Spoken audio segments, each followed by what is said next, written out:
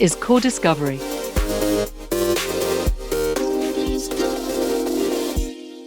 Hello and welcome to this episode of the CORDIScovery podcast with me, Abigail Acton. Shuttered windows, closed shopping centres. Our high streets are feeling the brunt of the coronavirus crisis. Businesses which relied entirely on their bricks and mortar presence have had to scramble to get their shops online or face a total collapse of income, holding out if they can for a footfall to return to our streets. Food sellers have been faced with the logistical challenge of getting perishable goods out to customers, unable or unwilling to come to supermarkets for the weekly shop. All this pressure on a sector that has already had to rethink its model in the face of competition from online giants and a pre-pandemic drift to e-commerce. Is retail just one other industry facing a fundamental shift to the way it will operate in a post-COVID world? Will people flock back to the shops? Some have saved money during the crisis, those able to work from home but not able to spend on holidays, events or leisure. How will our shops entice them in? In an increasingly cashless society, does our dependence on paying by card make us vulnerable to fraud? Buying at a distance means returning more goods. How can the economic and environmental impact of that be mitigated? Perhaps our three guests, whose work was supported by the EU's Horizon 2020 programme, have some answers. A warm welcome to Frank Sandeloev, CEO of CardLab Innovation, who has been an electronic warfare officer in the Danish Army, an airline captain, and a biometric expert for the International Air Transport Association. Frank has a keen interest in cybersecurity, fraud prevention, and unique biometric user identification with a focus on privacy protection. He was the coordinator of the QuadCard project. Hello, Frank. Hello. Thanks for having me here. Daphne Pineapple, a B2B marketeer at BuyBay, a business that combats the waste in e-commerce by processing and reselling returned products and overstock, is interested in everything related to retail and sustainability. She is responsible for marketing with a focus on business development and process optimization. Daphne was involved in the Smile project. Hello, Daphne. Welcome. Hi, Abigail. Dr. Mary Ellen Foster is a senior lecturer in human-robot interaction at the University of Glasgow. Her research is in the area of social robotics, developing robots that are enabled to engage in face-to-face conversation with human partners, and then exploring how people react to those robots in a range of public spaces. Mary Ellen was the coordinator of the Mama project. Good morning, Mary Ellen. Hi, it's nice to talk to you today. Very welcome, all of you. The Abel Prize, which honours achievements in mathematics, has just been awarded to Israeli Avi Wigerson and Hungarian Laszlo Lovász for their contributions to computer security. Security and its connection to digital activity is clearly under the spotlight. Certainly current trends make the work done by the QuadCard project more relevant than ever. So Frank, if I can turn to you first. For the past year, online retail has seen a real boom, and those shopping in supermarkets and other essential stores have turned to cashless payments. Do these shifts leave people more exposed to fraud? Unfortunately, the story tells, yes, that is the truth. What we see now is that the criminal activities, they follow the money. And today the money are digital and they are in data. That's where you got the real value. So we see a cybersecurity concern from our side that needs to be mitigated. We see a rise in identity theft. And that means you can lose your personal data, but also your financial data. We see hacking of e-commerce sites, which again exposes both the merchants and also the user. And we also see chargeback fraud is on the rise. And one thing is that hackers are really active today. By the way, you could buy into the Atar lottery, you can buy up to 10,000 Indian users. And probably there's some in between. We've got active data that has value. That's one. And then we see passwords, because you have today a number of passwords, an average of 40, 45 you have to remember. That means we're becoming lazy. We have to remember the same words. We put the same in the same place. And that means hacking computers. If you hack one site, you will get access to a lot of stuff. So yes, people are absolutely becoming more vulnerable, and that's what we need to look at. And how has QuadCard been trying to make shopping and the use of credit cards safer? What we have done is create the biometric payment card, but it also is a card that works for a lot of other stuff. But that gives you the ability to control your own data. It stays in the card, you control it by your fingerprint. It enables you to have a higher payment limit. It gives you privacy protection. It also gives you 100% certainty that you are the one you claim to be. And that works the other way around. You as a merchant would also like to know who you're dealing with. Can I stop you for a second? I'm curious. So you say it reads fingerprints, but if you're buying online, talk me through it. I go to somewhere, I decide to buy online. How would I use your card? What we do on the online event is that we have the card, we have a back-end authentication solution. So when you identify yourself on the card turns you into a token where you can use online.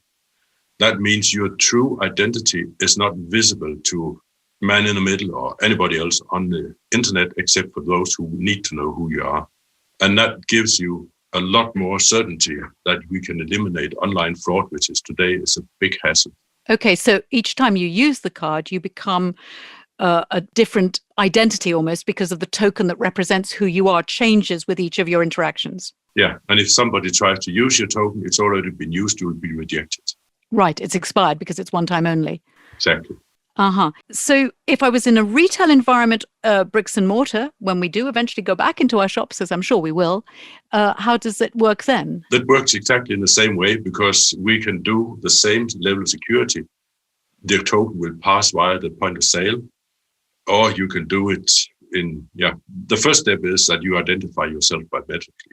That can be done, let's say, on the first level of security. The second level, maximum security, is tokenizing your identity. And then we use it with a new PSD2 where you authorize what it is that you're doing online. Sorry, what is a PSD2 that you just mentioned? The PSD2 is the Payment Service Directive issued by the EU, what is it, two and a half years ago, where you actually verify your payment. Today, you also online receive an SMS. You have to verify who you are. With a biometric card, you can get rid of all that hassle waiting for the SMS and make sure you're online, etc. You do everything on the card, and as it's offline, there's nobody else being able to look at what you're doing. So the hackers have been excluded from your environment.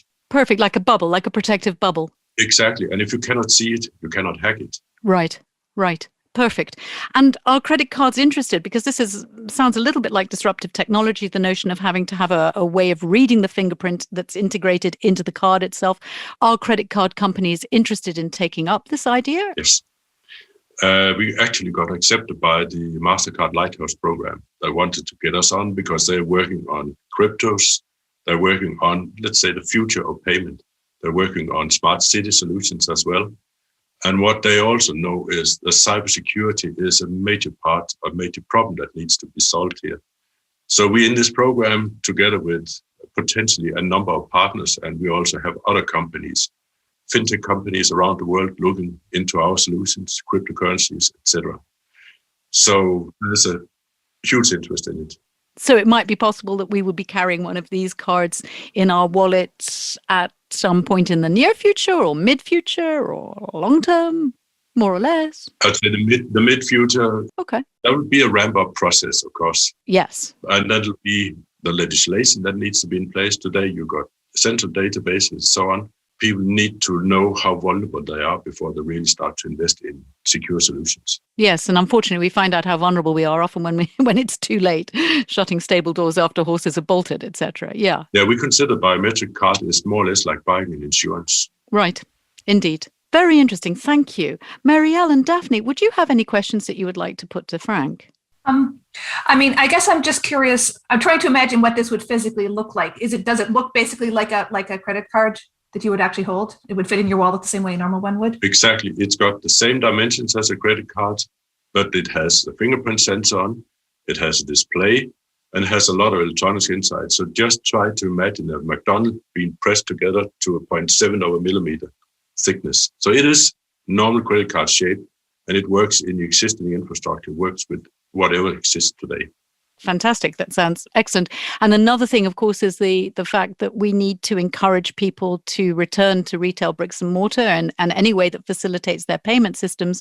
And of course, we've become cashless with the pressure of the coronavirus crisis. So that also would be another use that I can see being very popular. Mary Ellen, if I could turn to you, talking about trying to entice shoppers back. Online, of course, has taken off and exploded, but how do you think we are going to be able to get people back into shops once they can actually go? How is your robotics background and ideas helping with that, do you think? Yeah, so what we did on the project that I coordinated was we took a humanoid robot and we put it into a shopping mall, basically beside the information desk. So there are people at the information desk who will tell you how to find the food court and where the toilets are and what the specials are today. And we figured that was kind of, for our initial deployment anyway, here's a good use case for this robot to put it there. And it did attract a lot of people's attention that there was a robot that they could talk to. And I think, a big difference one difference, and Daphne's probably going to talk about this with bricks and mortar versus online shopping, is can you actually see and touch and feel the goods before you actually buy them? But another thing is just the whole sort of overall experience of being in a place, maybe, because we've shown you can do shopping without having to go anywhere. So there has to be some other reason to go to these places. Some sort of added value. Yes, yeah. And you could sort of see robots like what we tried putting in there as kind of an added value. You go to the shop, you do all of your shopping things, but you can also maybe have a conversation with a robot while you're there. Which is always cool. Yeah, it's cool. You've probably seen these robots in shops before. What tends to happen with them quite a lot of the time is they do attract attention, and people are like, wow, cool, a robot. And then it turns into essentially a kiosk. Once you've actually come up to the robot, it attracts people's attention, but then it essentially devolves into you're using it as a touch screen, or it does nothing. So what we did in Mummer was try to take that use case, take that people's interest in a robot, but try to make it actually able to have a conversation with, because people want to have a conversation with these robots. But if the robot's not able to reply, then people will say, fine, okay, I'll just use a touch screen. So we tried to make it able to engage in a bit of social conversation if people want to, as well as sort of directing them to the coffee shop. So that was the goal of what we were trying to do in this project. Did you manage to move away from gimmick to useful tool? I mentioned that because I came across a robot once in a hotel reception. I think it was Amsterdam, and it was intriguing. But all it could really do was tell me what the prospective weather forecast was, which I had multiple ways. Yeah, it's sort of a bit hard to come up with a use case but this was a use case where people do come to the information desk and ask for information. So we thought this is, when we talked we did some co-design work with shop owners and the mall owners at the start of this project, and they sort of brainstormed all the things they thought the robot could do. Things like carry your packages for you, things like provide security. Like, no, the robot we're using can't do these things. What this robot can do is talk and gesture. And so on. So we tried to think of a use case that would actually be useful. And because of the challenges of doing this actually in a wide open space, the conversation did actually kind of end up being, please tell me where the food court is. Oh, it's over there. But in sort of a bit more, we did some lab-based testing as well. And it was able, if you wanted to chat about the weather or chat about movies, if you were in the mall and you wanted to spend a bit of time talking to somebody, it was capable of that. Not so much during the actual deployment in the mall for various technical reasons, but it is a use case that we think if you could get a bit more of, people want to talk to a robot. People are really excited about a robot. The first time it kind of fails, then they're like, okay, fine, whatever, I'll stop trying. So we want to avoid that moment we want to sort of get it so that it can have a social conversation with people in that sort of context. Yeah, no, absolutely fascinating. And of course, it's it's an initial foot in the water to see public engagement with the device as well. And so what was the feedback from the general public? Did they embrace it? What did you find out? Yeah, people would talk to it, but I think we weren't able to detect, for various privacy reasons, whether people were coming back to it repeatedly. So we have a whole lot of one-off interactions, and people found it neat. People found it interesting. It attracted attention. I'm not sure that the interactions were quite what we'd hoped, also because the shopping mall where we put this was in Finland. So the robot had to speak in Finnish, which was a whole extra level of language processing challenge. If we'd had it in an English-speaking, unfortunately, this is the reality of natural language processing right now. If we'd had it in an English-speaking place, the speech recognition would probably have been better. So that added an additional challenge. But still, people were positive about it. People enjoyed it. People found it neat. It just didn't do such a good job of understanding them. So maybe it wasn't quite as useful as we'd hoped, but it was still a good proof of concept that we'd like to try to build on. Sure. This is the thing. These things they develop over steps and stages. And so you've established that it has something to offer and that people want to engage in it. If I see a robot, I want to engage with it. Absolutely. Yeah. What are your next steps? Do you have plans to build on this? Well, the project is finished now. Certainly in Glasgow, my particular research team, I've got a PhD student who's working right now to try to figure out how we could adapt this robot to be deployed in a museum on campus at the University of Glasgow. So then we tried to think about, and there's sort of Glasgow specific issues to do with how do people want to interact. And accents and things like that in Glasgow. So we're trying to take this use case and try to deploy it in other public spaces, in other contexts, and sort of see how do people respond to it and how should the behavior maybe change for different deployment locations. Oh, it's absolutely fascinating. I know other project members are also trying to explore deploying bits of the system in other contexts, but in Glasgow, that's our specific goal, is to try to deploy it around Glasgow. Oh, fascinating. Tempted to go and check it out when we can finally travel again. Absolutely. Do either of you, Frank and Daphne, have a question for Mary Ellen? Frank, maybe something about the security focus. Yeah, just very short, because I know there's a lot of work going into doing a job like this. And we all seen some of those movies where the soldiers are going around. Some have been reprogrammed by the wrong people. So Mary Ellen, I was just wondering, what are you doing in terms of protection? Because you are actually working on an IoT device. Yeah, I mean, I have to say the security is not something we've thought about much up to this point in this space, because it was more a matter of getting it working at all. But yes, this is an internet connected piece of hardware that's sitting out in public on a public Wi-Fi network. So yes, these are things we need to think about, because obviously there's issues now in kind of conversational systems in terms of systems learning to, either learning to say bad things or behaving in bad ways. And even if we manage to program them so that they don't do those things, if there's somebody who kind of gets in as gives us new language models, so it'll behave in different ways. So putting robots in public spaces, that's not something we've thought about much yet, but it's definitely a thing we need to start thinking about if we want to put these things out in the world more. So it's a good point. Yeah, indeed. Daphne, would you have any questions for Mary Ellen or for Frank? Yeah, I was wondering, could it also replace personnel in the shops? Like instead of an employee that helps you with checking the clothes or the products, that a robot could do? Yes, for sure, yes. It would maybe need to be a slightly different robot platform that was able to maybe grasp things. Our robot wasn't very good at holding on to things, so we couldn't actually physically manipulate objects very well. But yeah, you could imagine, I can't imagine it being the only employee in a shop, but it could work alongside the staff.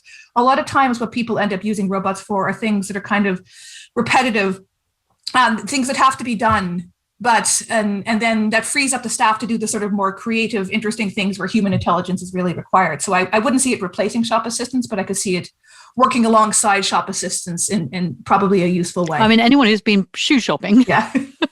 When you see the poor people finding you the shoe, and then in fact it's the wrong size, they go to the storehouse, they come back and so on, the warehouse or whatever, and they come back and so on, and they're doing that multiple times a day for multiple customers at the same time. I could imagine that would be quite useful to have something you could just send to go get the shoes. Yeah. Daphne, that's the notion of bricks and mortar and getting people into shops, which perhaps is going to be a challenge in itself after the COVID crisis passes and ebbs, all of us having gotten so used to buying online. But buying online brings about its own problems as well, not being able to touch things, try them on. The returns are shooting through the roof. Can you tell us a little bit about what's happening with people returning products because they can't try them and see them in physically before buying? Yes, of course. So what we've seen is that the crisis has permanently changed consumer shopping behavior. It has brought a large group of people online who were not online shopping before. So the question for retailers is not whether they should use e-commerce, but how they will do so. And with online shopping come the returns because people can't try them on or can't feel the product. So the University of Bamberg investigated if customer order and return behavior grew or changed during the pandemic. And what we saw is that the overall online order grew, and not surprisingly, the total amount of number of returns grew accordingly. However, we see a slight decrease in the returns percentage, which makes sense if you think about it, because in COVID-19 times, customers order actual needs like groceries or care products or equipment that you need for your home office. So whether a customer returns is heavily dependent on the product category. But indeed, overall, we see with growing e-commerce grow the returns. But there are ways to reduce them in the first place. So what we see is when companies give more detailed product information or instruction videos, they can reduce returns. But of course, e-tailers and retailers do receive them. And it's our question, or the question that we address, is how to handle them. And some of the old-fashioned options For e-tailers and retailers, we're selling them to bulk buyers for not even 10% of the value, or offering them as secondhand on their own web shop, or destroying them because they think, okay, those products, they don't have any value anymore. And that happens a lot to low value products. So the retail sector is impacted like huge. And companies are experiencing a huge loss of values. And exactly at a time when, of course, they're being hit so hard by the current situation anyway. So it's really lose-lose in this situation. So they're forced to sell more online, and then they're forced to deal with more stuff bouncing back to them. So your project was the Smile project, and you were working towards trying to mitigate the impact, the environmental impact, and also, the cost to businesses. So what did the Smile project set out to do to try and alleviate this?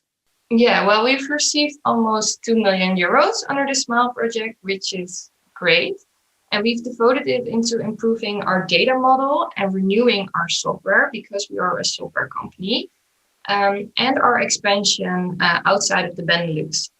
So what do you actually offer to retailers then, if they take up the possibility of your concepts? How does it work for them? Yeah, well, if a customer returns their food processor or waste basket, our software takes over the intake and sale completely. And it can be done in our own warehouse or as the software as a service at our partner's warehouse. But that software knows exactly what is wrong with the product and how popular that specific product is in the market. So we inspect each product, we investigate the product, we evaluate the quality. So how good is it, or are there any accessories missing or something? So we register the shortcomings and the features, and then we clean it. So we can make sure it goes on stock again. And from day to day, our software calculates the most optimal selling price on the best site possible, which could be an online marketplace or an auction platform. And in this way, we can sell every product at an optimal price, and to a new customer who enjoys a just as good product for a discount. Right. And so the retailer, of course, then gets money back from something that otherwise they might, in the worst case scenario, have sent to landfill. Exactly. Yes. Right. And are retailers showing an interest in participating in this concept and using your software? Yes. Or our full service model, because there are sort of two ways. Some retailers have their own warehouse and their own grading, we call it. So the inspection of the products. Some have them in-house, but there are also a lot of retailers and e-tailers that do not have such a department themselves. So then we take over the whole process completely. Mm-hmm. And they're showing interest. And you're trying to expand it further? Is there uptake outside your country? Yes, we're now, we have expanded to Germany last year, and it's going quite well. And with the software as a service, we can serve more companies within Europe, and we can make the software super standardized so that it works for all kinds of products. Because I think that's one of our unique selling points or one of our benefits is that we can handle all kinds of products. Right. That's really very interesting. And it's, I think, reassuring to know that somehow the waste is being cut down and reduced, because I know myself that I've sent back more than I'm comfortable having sent back. If you're between sizes, it's always a little bit of a lottery. Huh? It's such a waste. And we also see that companies say to their customer, please keep it. I know you want to return it, but it costs us more to process the product. So please keep it. And what we do is we create waste, because customers are they are not using their product. And it's such a waste because another customer can be super happy with it. Very true. Very true. Mary Ellen, Frank, would you have any questions to Daphne? Just a quick one, because I'm the kind of people you hate, I guess, because I hate going on the internet and doing the trade, because not always, but quite often I have to return it. I really hate that process. So I was looking in your system. It looks like you also got some artificial intelligence to help companies build up a better understanding of what they need to inform, so we can make better choices when we go on the internet.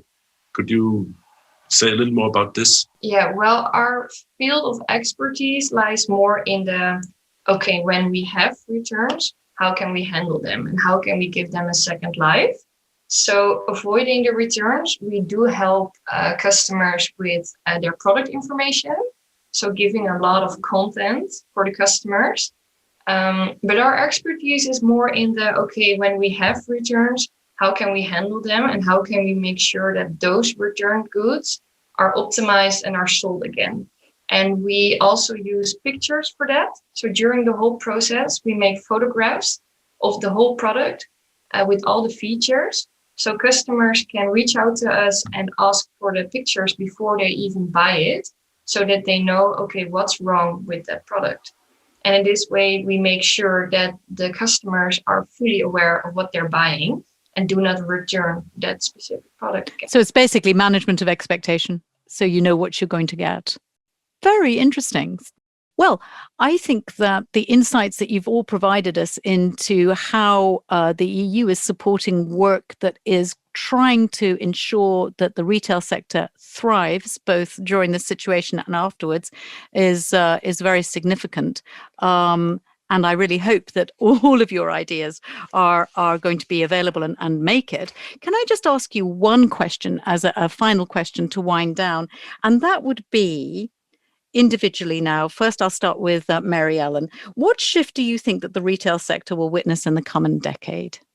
Well, I think more and more of this sort of delegating some of the repetitive tasks to robots, not just kind of in the back, there's obviously robots in warehouses now, but having sort of socially intelligent robots kind of at front of house, as we did it at the information kiosk, as Daphne suggested, actually in the shop. I think trying to sort of have some sort of combination of automated, not beyond just sort of self-scans, but sort of more intelligent things you can actually have a conversation with, maybe get advice or something on what to buy. I think having that sort of automation in the shops more and more. With my lens on, that's what I would sort of imagine. Yeah, and it's your lens that I'm inviting, so that's excellent. Thank you. And Frank, over the next decade, what do you think we will witness? I agree that we'll see automation to a large extent, I think. I also believe that we'll be looking into better authentication of both the buyer and the seller.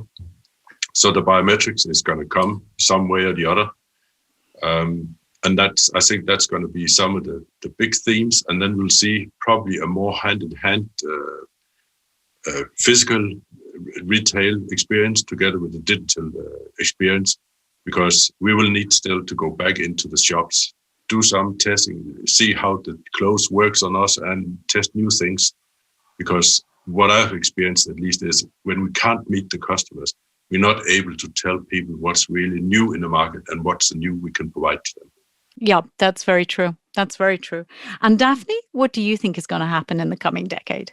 Well, retail is going to be more focused on online. So what we just talked about with returns growing, but also with the importance of informing your customers, it will be a very important thing for retailers to keep in mind. And that if they receive returns, because I don't think that will ever stop with online shopping, that they can have a solution that's beneficial for them, but also for the environment. And maybe the latter is even more important, as we have to go to a circular society in which we optimally reuse materials and products. So it's getting even more significant over the coming years. Yes, indeed. Indeed. Well, thank you all very much for having spent some time with me this morning and sharing your ideas, which have been very interesting. I'm grateful to you all for having taken part. Thank you. Thank you. Pleasure being on board. Yeah, thanks a lot. It was great. You're very welcome. Bye-bye. Find out what other projects are working on to help the EU's retail sector to thrive by taking a look at the Research EU magazine, New Synergies of Shopping, E-commerce or Bricks and Mortar, available on the CORDIS website, cordis.europa.eu. Curious to see what else is being achieved thanks to EU science funding? The CORDIS website offers you short news stories, interviews with researchers who are exploring everything from the domestication of early canines to wormholes, results packs bringing a variety of projects together. If you have a special interest, take a look. We've probably covered it. To help you drill down into the research in a particular field, the magazine, available online or in print, has a special section which the CORDIScovery podcast explores. And if you think you have a project that could benefit from EU support, come and check out what others are doing in your field. Take a look at the research that's revealing what makes our world tick. Our next episode will consider transforming European health systems in the wake of COVID-19. What can our scientific community do to meet the challenges that lie ahead? Join me to hear what 3 leading researchers in the field can reveal. We're always happy to hear from you, so drop us a line, editorial@cordis.europa.eu. Until next time.